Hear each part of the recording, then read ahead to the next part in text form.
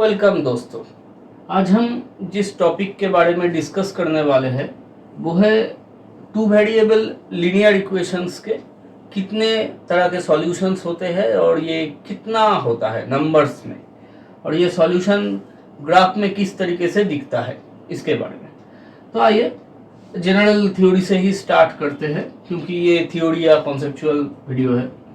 तो general equation for two variable system of linear equation कुछ इस तरीके से दिखता हुआ। टू वेरिएबल एक्स और Y, a1x plus b1y equals to c1, और ये रहा दूसरा a2x plus b2y plus equals to c2। तो नाम भी दे देते हैं। हमें फाइंड क्या करना है? हमें फाइंड करना है कि अगर ये दोनों इक्वेशन का सॉल्यूशन है, दो ही केस हो सकते हैं। अगर हम यहाँ पे क्वेश्चन करें कि भाई तुम लोगों का सॉल्यूशन है, अगर ये क्वेश्चन होगा तो इसका दो ही आंसर होगा कि यस और एक आंसर होगा नो। तो अगर सॉल्यूशन उसके पास नहीं है तो फिर तो काम तमाम, जाने दीजिए। अगर सॉल्यूशन कहता है कि यस है, हाँ हम दोनों का एक सॉल्यूशन है, तो वो सॉल्यूशन कितना होगा? मतलब क्या एक ही सॉल्यूशन होगा या एक से ज्यादा सॉल्यूशन होगा? तो हमें यही चीज को फाइंड करना है। तो आइए देखते हैं कैसे इसको फाइंड किया जाता है। तो जनरली होता ये है कि अगर आपके पास कोई लीनियर इक्वेशन है और उस लीनियर इक्वेशन में आपको एटलीस्ट टू वेरिएबल्स दिया गया है, अगर कोई एक भी वेरिएबल दिया गया है, मानो कुछ इस तरीके से दे दूं कि x इक्वल्स टू a, यहाँ पर a कोई कांस्टेंट होगा, तो ये जो इक्वेशन है, इस इक्वेशन का ग्राफ किस तरीके से दिखता होगा? इस इक्वेशन का ग्राफ कुछ लाइन होगा जो कि मान लीजिए अगर ये x एक्सिस है और ये y एक्सिस है, तो ये जो x इक्वल्स टू a है वो कुछ लाइन होगा इस तरीके से जो y एक्सिस के पैरेलल होगा बिल्कुल। तो ये वाला जो इक्वेशन है इसका ग्राफ क्या होगा? एक स्ट्रेट लाइन। ये वाला जो इक्वेशन है इसका भी ग्राफ एक स्ट्रेट लाइन होगा, इसका भी ग्राफ एक स्ट्रेट लाइन होगा। तो इसका साफ साफ यही मतलब निकलता है कि अगर आपके पास कोई लीनियर इक्वेशन दिया गया है, वो टू वेरिएबल्स में हो, तो उसका ग्राफ क्या होगा? एक स्ट्रेट लाइन होगा। चलो अच्छा है, पहले एक चीज तो मालूम हो गया कि सॉल्यूशन किस तरीके से होगा, मतलब सॉल्यूशन दिखता कैसा होगा। तो दिखता तो स्ट्रेट लाइन के जैसा है। तो मान लीजिए दो स्ट्रेट लाइन है ना, क्योंकि दो इक्वेशन है तो दो ही स्ट्रेट लाइन है। अब तीनों केस हो सकते हैं। पहला केस क्या होगा? मान लीजिए ये आपका एक्सिस है, मतलब ये x और ये y वाला। एक स्ट्रेट लाइन कुछ इस तरीके से जाता है, एक स्ट्रेट लाइन कुछ इस तरीके से जाता है। मान लीजिए ये है दूसरा और ये है पहला। अब ये जो दो स्ट्रेट लाइन है ये एक पॉइंट पे मीट करता है या इंटरसेक्ट करता है, दोनों को एक पॉइंट पे कट करती है ना। ये जो पॉइंट है, यही पॉइंट का जो कोऑर्डिनेट होगा, मतलब x, y, वो कोऑर्डिनेट इस इक्वेशन को सेटिस्फाई करेगा, या इस इक्वेशन का जो सॉल्यूशन होगा वो इस पॉइंट का कोऑर्डिनेट होगा। इस केस में कितना सॉल्यूशन होगा? बस वन ही सॉल्यूशन पॉसिबल है, क्योंकि देखिए अगर आपके पास दो स्ट्रेट लाइन हो तो दो स्ट्रेट लाइन बस एक ही पॉइंट पे कट कर सकती है, क्योंकि ये तो आगे बढ़ रहा है, ये भी नीचे जा रहा है। तो ऐसा होगा नहीं कि ये वहां से घूम के आके फिर इसको कट करेगा, ऐसा कुछ होने वाला है नहीं। तो एक ही पॉइंट पे कट करेगा, एक ही सॉल्यूशन होगा। दूसरा केस क्या हो सकता है? दूसरा केस कुछ इस तरीके से हो सकता है कि मान लीजिए ये फिर से वो सेट ऑफ एक्सिस डाल रहे हो, तो जो दो इक्वेशंस है वो कुछ इस तरीके से दिखता हुआ। ये क्या है? ये तो पैरेलल लाइंस है। अब अगर दोनों स्ट्रेट लाइन पैरेलल हो जाएगा तो क्या वो एक पॉइंट पे कट करेगा? तो आंसर क्या होगा? नहीं कट करेगा भाई, क्योंकि वो तो पैरेलल लाइंस है, वो कैसे कट कर सकता है एक लाइन पे? तो अगर ये केस हो गया तो उस केस में क्या होगा? नो सॉल्यूशन, वहां पर कोई भी सॉल्यूशन नहीं होगा। आपके पास जो इक्वेशन होगा, अगर दोनों ही इक्वेशन पैरेलल लाइन रिप्रेजेंट करता है तो उस केस में इस सिस्टम का कोई सॉल्यूशन नहीं निकलेगा। और तीसरा केस क्या आता है कि केस 3, जहां पे दो इक्वेशन तो दिया गया है पर दोनों ही एक ही लाइन को रिप्रेजेंट करता है। तो मैं उस केस का पिक्चर कुछ दिखा नहीं रहा हूं, देखिए कुछ इस तरीके से दिखता होगा, मतलब क्या ही बताए, एक ही स्ट्रेट लाइन होगा और इसी स्ट्रेट लाइन को 1 और 2 हम दोनों ही कहेंगे। मैं एग्जांपल एक दूंगा, उससे ये चीज क्लियर हो जाएगा। तो हमें सॉल्यूशन तो समझ में आ गया कि सॉल्यूशन कब होगा और अगर होगा तो कितना होगा, कैसे होगा, किस तरीके से दिखता होगा, इसका ग्राफ कैसे दिखता है, ये तो समझ में आ गया। अब हमें एक चीज मालूम करनी है कि हमें कब पता चलेगा कि ये जो दो इक्वेशन है ये दोनों इंटरसेक्ट करने वाले हैं कि या दोनों पैरेलल लाइंस है, ये कब पता चलेगा और कैसे हम मालूम लगाएंगे, तो उसके बारे में डिस्कस करते हैं। देखिए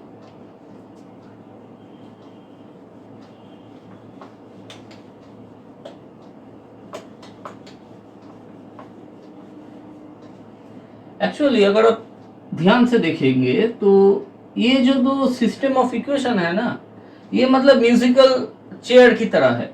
मतलब मान लीजिए यहाँ पर एक प्लेस है, वहां पर x, फिर यहाँ पर एक प्लेस है और y, और फिर यहाँ पर एक प्लेस है। और ऐसे ही तरीके से एक और भी इक्वेशन हमने बनाया है जहां पर भी ये तीनों जगह खाली है, मतलब कोएफिशिएंट्स का जो जगह है वो खाली है। और ये म्यूजिकल चेयर्स है, मतलब यहाँ पे 6 चेयर्स है और ये 6 चेयर्स में many candidates, there are many candidates, क्योंकि रियल नंबर्स तो काफी सारे हैं, बहुत सारे कैंडिडेट्स है। आप उन लोगों को चुन गिन के कुछ भी हो, जैसा भी आपको याद आए, मतलब आप इवन बिठा सकते हैं, फ्रैक्शन बिठा सकते हैं, जो आपको मर्जी चाहे आप वो बिठाइए और ये दोनों इक्वेशन तैयार हो जाएगा, फिर सिस्टम ऑफ इक्वेशन तैयार हो जाएगा, कुछ म्यूजिकल चेयर की तरीके से। तो इसमें सबसे इंपॉर्टेंट रोल क्या कौन प्ले करता है, ये कोएफिशिएंट्स। तो जब अगर हम इस कोएफिशिएंट्स को पैटर्न में से देखेंगे तो जब इक्वेशन पैरेलल होता है उस केस में क्या होता है, ये इक्वेशन दोनों जो सिस्टम ऑफ इक्वेशंस होगा वो पैरेलल लाइंस को रिप्रेजेंट करेगा। कब? वो पैरेलल लाइंस को तभी रिप्रेजेंट करेगा जब x का कोएफिशिएंट का जो रेशियो होगा, मतलब a1/a2 वो b1/b2 से इक्वल होगा, मतलब y का जो रेशियो होगा कोएफिशिएंट का वो इक्वल होगा, और वो जो कांस्टेंट टर्म है उसका रेशियो से मैच नहीं खाता होगा। मतलब ये केस होगा जहां पे x का अगर आप कोएफिशिएंट्स का रेशियो निकालोगे वो y के कोएफिशिएंट के रेशियो से इक्वल होगा, पर कांस्टेंट टर्म का अगर आप रेशियो निकालोगे तो उस रेशियो से मिसमैच खाता रहेगा।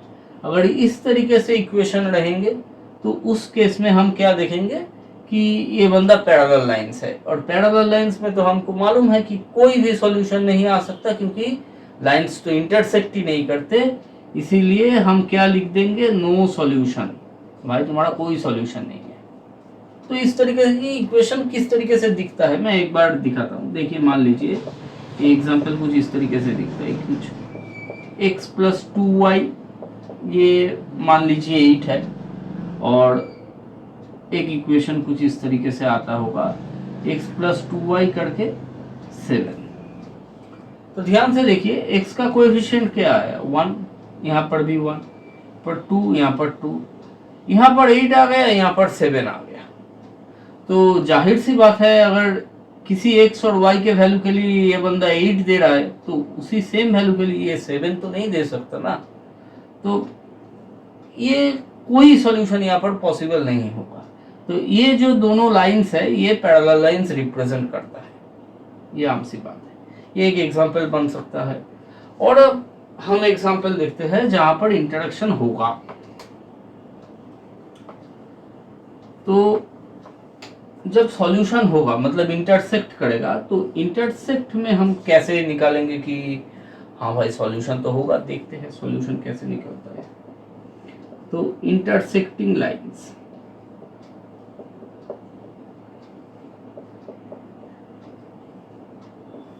ठीक है। इंटरसेक्टिंग लाइंस के लिए कोऑर्डिनेट्स कैसे होगा हम कैसे देखेंगे। तो देखिए यहाँ पर x का जो कोएफिशिएंट है वो कैसा होगा, a1/a2, और y का जो कोएफिशिएंट है b1/b2। ये जो रेशियो आपने निकाल लिया। अब अगर ये रेशियो नॉट इक्वल्स टू हो गया, अगर हो गया नॉट इक्वल्स टू, उस केस में क्या होगा, ये दोनों लाइन इंटरसेक्ट करते रहेंगे, और अगर इंटरसेक्ट करेंगे तो क्या होगा, सॉल्यूशंस होगा। कितना सॉल्यूशंस होगा भाई, वन सॉल्यूशन ही होगा, क्योंकि दोनों लाइंस बस एक ही पॉइंट पे इंटरसेक्ट कर रहे हैं। आप कह सकते हैं कि ये वो जगह है जहाँ पे जियोमेट्री जो हमने पहले बचपन में सीखी थी जियोमेट्री, वो जियोमेट्री एल्जेब्रा से कनेक्ट हो रही है, कि ये तो एल्जेब्रा है ना, और दो लाइंस एक पॉइंट पे इंटरसेक्ट करता है या एक कॉमन पॉइंट होता है, वो हमने बेसिक जियोमेट्री में सीखा था। टाइम आ गया है कि जियोमेट्री को एल्जेब्रा से हम लिंक करने वाले हैं, तो लिंक कर रहे हैं। तो इसका भी एक एग्जांपल दे रहा हूं, देखिए एग्जांपल कुछ क्या बोले, इस तरीके से सेट कर सकते हैं, x/2 plus y/3 equals to 1। अब इसको थोड़ा सजा के लिख सकते हैं, तो सजा के लिखेंगे तो क्या होगा, 3x plus 2y equals to 6। हमने नहीं लिखा, हमने थोड़ा घुमा के लिखा है। और एक इक्वेशन मान लीजिए कुछ है बिल्कुल इसी सा, y इक्वल्स टू x। तो इस केस में क्या होगा, ये जो दोनों लाइंस है, ये दोनों लाइंस इंटरसेक्ट कर रहे होंगे। तो देखते हैं हम एक बार कैसे इंटरसेक्ट कर रहे होगा या कौन सा सॉल्यूशन होगा। तो इनका ग्राफ ड्रॉ करते हैं। तो देखिए ये वाला जो इक्वेशन है, अगर आप x के जगह पे 2 बिठाओगे तो क्या आएगा, ये तो 1 आ जाएगा, फिर तो मजबूरन आपको y की वैल्यू 0 बिठाना पड़ेगा।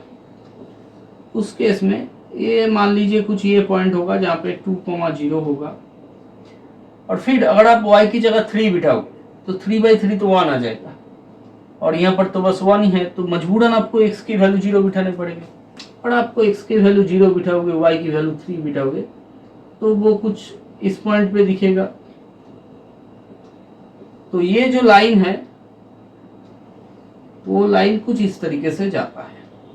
तो मान लीजिए मैं इसको 1 दे देता हूँ और इसको दूसरा, तो ये तो है पहला वाला।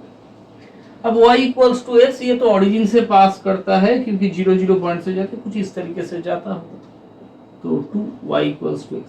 तो ये जो बीच में पॉइंट बन चुका है, इस पॉइंट पे इंटरसेक्शन होगा। उसके लिए हम क्या करेंगे, ये जो y का वैल्यू है x, ये यहाँ पे बिठाएंगे, थोड़ा एलसीएम वगैरह निकालेंगे, फिर उसका सॉल्यूशन निकाल लेंगे, बस हो जाएगा। और सॉल्यूशन का कोऑर्डिनेट्स होगा इस पॉइंट्स का कोऑर्डिनेट, मतलब जो भी सॉल्यूशन का x और y का वैल्यू होगा वो यहाँ पर बिठ जाएगा, और वही होगा ये दोनों इक्वेशन का सॉल्यूशन। अब तीसरा वाला केस देखते हैं। तीसरा वाला केस थोड़ा कंफ्यूजिंग भी है और इंटरेस्टिंग भी है। देखिए तीसरा वाला केस कुछ इस तरीके से, मैं एग्जांपल से स्टार्ट करता हूँ। तीसरा वाला केस देखिए, एक इक्वेशन हम चूज करते हैं, 2x प्लस 5 3y, मान लीजिए 3y करके 7, ठीक है, ये पहला इक्वेशन है। अब ये जो इक्वेशन है हम इसको 3 से मल्टीप्लाई कर देते हैं, तो क्या बन जाएगा, 6x plus 9y equals to 21। तो इसको दूसरा इक्वेशन मान लीजिए। तो आप तो पहले ही कंप्लेन करेंगे क्योंकि पहला वाला जो इक्वेशन है उसको ही तो बस 3 से मल्टीप्लाई किया, मतलब इसमें और इसमें क्या अंतर है। तो आप बोलोगे नहीं भाई कुछ भी अंतर नहीं है। हाँ यही सही बात है, कुछ भी अंतर नहीं है। मतलब आपके पास दोनों इक्वेशन तो दिया गया है, पर दोनों इक्वेशन असल में एक ही इक्वेशन है, और अगर एक ही इक्वेशन होगा तो वो ग्राफिकली क्या रिप्रेजेंट करता है, एक ही लाइन रिप्रेजेंट करता होगा। तब एक बात सोचिए, एक लाइन के ऊपर कितना पॉइंट्स है, इनफाइनाइट नंबर ऑफ पॉइंट्स है ना। यहाँ पर कितने पॉइंट्स है, यहाँ पर कितने, यहाँ पर कितने, आपको अगर मैं काउंट करने को बोलूँ तो आप थक जाएंगे, क्योंकि यहाँ पर सच में इनफाइनाइट पॉइंट्स है। तो इस ये जो सिस्टम ऑफ इक्वेशंस होगा उसका कितना सॉल्यूशन होगा, उसका सॉल्यूशंस होगा इनफाइनाइट सॉल्यूशंस।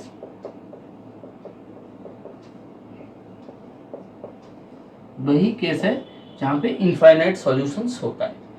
ठीक है, तो ये जो पूरा चीज मैंने बताया, मैं इसको थोड़ा सम अप करके कंक्लूजन लिख रहा हूं, वो देख लीजिए।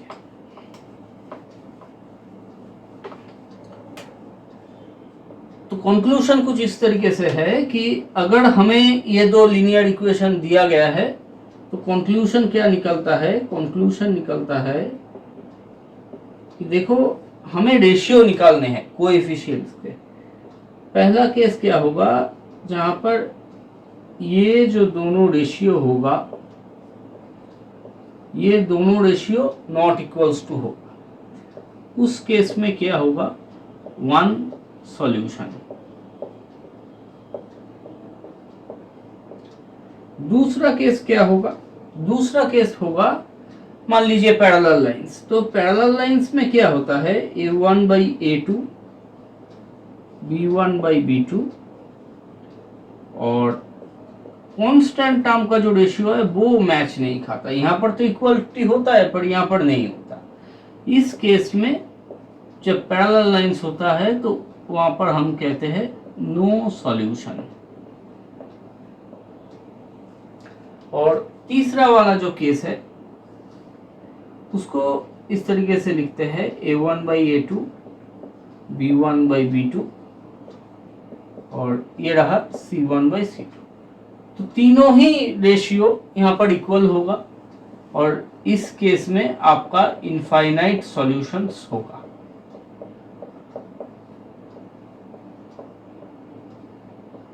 तो जब आपको कोई दो इक्वेशन दिया गया होगा और आपको ये पूछा जाएगा कि इसके कितने सारे सॉल्यूशंस हो सकते हैं, तो बताइए, तो आप क्या करेंगे? आप जो मतलब जो वेरिएबल्स है उसका जो कोएफिशिएंट होगा और कांस्टेंट जो टर्म्स होगा उन लोगों का रेशियो निकाल लेंगे। देखना इनमें से कौन सा पैटर्न फिट करता है, उस हिसाब से बिठा देना, उतना ही सॉल्यूशंस होंगे। उम्मीद है आज का वीडियो आपको अच्छी तरीके से समझ में आया होगा। तो अगर आपका कोई प्रॉब्लम है या क्वेरीज है, कोई भी बात हो, आप हमें कमेंट्स में बता सकते हैं। अगर आपको हमारा ये काम अच्छा लग रहा होगा तो आपसे एक ही अनुरोध है कि आप ये वीडियो ज़्यादा से ज़्यादा अपने दोस्तों के साथ शेयर कीजिए ताकि इस वीडियो का रीच बढ़ सके, आपके और भी दोस्तों जान सके। और इस वीडियो को थोड़ा लाइक और सब्सक्राइब भी कर लीजिए हमारे चैनल को। ये हमको मोटिवेशन देगा कि हम आपके लिए और भी अच्छा कंटेंट बना सके। धन्यवाद।